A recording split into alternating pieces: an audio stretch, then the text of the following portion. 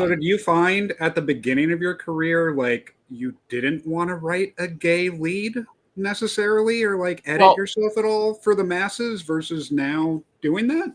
Yeah, no, it was a weird time. I mean, I started off, working at New Line Cinema in the early 90s, and can't think of a better place to have been in a better time to have worked, because the biggest difference then was, the studios were ran by film lovers.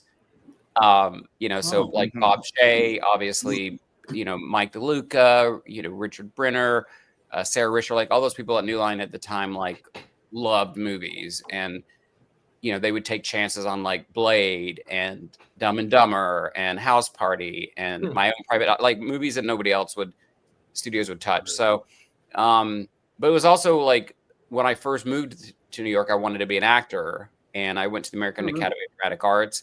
And just the reality of the time back then was, my agent said, "You're really talented, but you're like an ethnic Michael J. Fox, like a boy next door." And I'm like, "Well, that's great. Everybody loves Michael J. Fox." And she said, "Yeah, but they don't write roles for ethnic Michael J. Foxes." And, so literally everything that was coming in was like, pimp or basketball player or, drug dealer. And, obviously I probably could have pulled that off, but it's certainly not where my natural skill set lies. Wait, you weren't a pimp in college or what? I was not a pimp. I found an old picture and I looked very Belle Biv DeVoe with my like long curly hair, my acid wash jeans.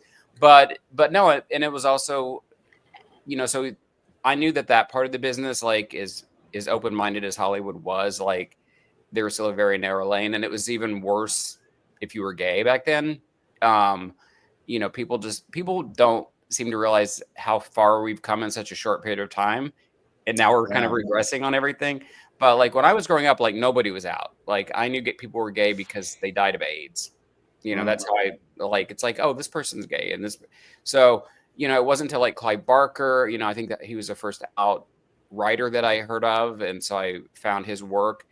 And I worked at the house that Freddie built, and I still remember like when Nightmare 2 came out. That movie was like, they blamed it on Mark Patton basically tanking. They're like, well, he was an effeminate guy and all this stuff, so they basically outed him to blame him for the movie, even though they wrote a stupid comedy after one of the most terrifying movies of all time that broke all the rules of the first movie. And they put all the gay stuff in there. Like Bob Shea was at a leather bar, all this in the script. And then I just remember as it was coming out, I saw it. I was like, well, this is a stupid movie. Like, it's not serious. And then, wow, it's got a lot of gay stuff in it. And then I would see these interviews where the writer and director were like, well, we didn't put gay stuff in there. It's all Mark Patton's fault. So, it was a different time back then. And over the years, I know to your average viewer, because you can see it, you see a lot of content, with gay characters, especially on TV. I think TV's where, Greg Berlanti's really blazed a great trail with his DC universe and stuff. But I've had characters, de-gayed, like in my movie After Final Destination, Tamara, like the lead was supposed to be a lesbian. So that's why when you watch the movie, like her and the guy you think would like hook up never do. And so they took that out, and I've had, ethnic characters just cast with white actors. Like it's been a fight behind the scenes, like just to even have a gay character. As of like 5 years ago, like I had a movie, and there was a really great gay character in it. We're finally getting it back off the ground, but we cast like I'm not going to say who it is because don't need to start any crap with the person, but it's somebody that you wouldn't think is a great actor, but did a phenomenal job. It was a reality person who was really popular at the time. Okay. And they were like, oh, well, he doesn't want to play gay. And I'm like, but the character doesn't do anything gay. Like, like he doesn't kiss a guy. He doesn't, he's just, that's just part of his personality. Yeah. And so then they made me like take out the couple of lines that reference that. And so it's, okay. Yeah. So it's, it's all these little battles, and then you're kind of happy for the victories that they get through. But certainly being out in the 90s and also being a person of color in the 90s did not help my career. at all. If anything, it caused problems. Yeah. I mean, to what you said, so much has changed. Like the '90s were a different time, you know, and you know, I might be a little younger than you, but I do know like the shift in culture, and as you're saying, it's kind of maybe going backwards now, or definitely is, but yeah, like so props to you for, you know, being a fighter to get those voices and people represented, you know what I'm saying, in cinema, because it's super important, and it's always been important.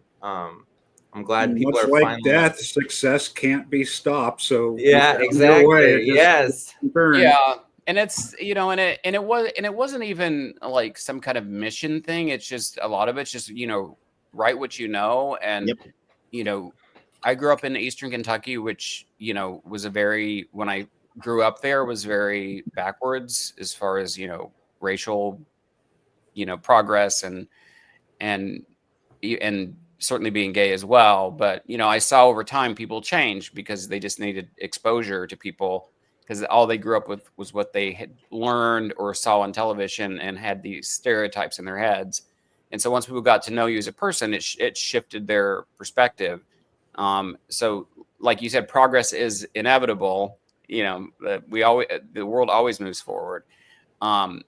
But now we're in this weird place where, people are really trying to drive us back to, like, I don't know, the good old days when nobody had rights, and you know, you know, they're playing on a lot of fear, and they're playing on a lot of grievances. You know that, you know, I think classism has a lot to do with it. You know, there are a lot of poor white people out there that feel left behind, which when you're talking about everybody else but them, I can understand that for sure. But there's also, you know, people are very sneaky about blaming everybody else for those problems, you know, as opposed to being like, we're not actually helping you.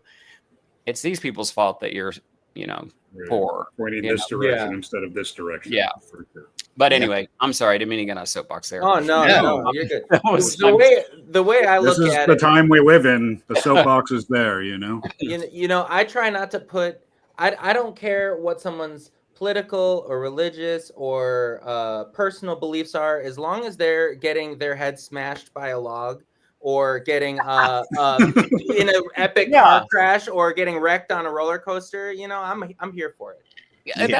I don't think and that's the thing, is if you make good movies, like I don't think people really care. It's like, I remember when New Line did Blade, people seem to forget that was the first Marvel, you know, black superhero movie, and people all the other studios are like, nobody's going to pay to see a black vampire killer. Like, and then you have Sinners coming out, you know, which is, you know, it's a great movie with the, you know, mostly black cast, and it's about the black experience, but it's also about the human experience, and it's doing really well with everybody because people, we want to see good stories, and yes, we like to see ourselves represented on screen.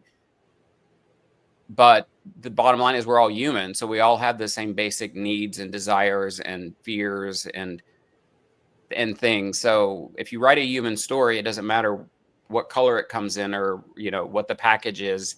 If you're telling a good story that kind of connects with people. And with horror, it's like, you know, fun. You know, I like writing fun kills just because I grew up loving that shit. Yeah, heck yeah.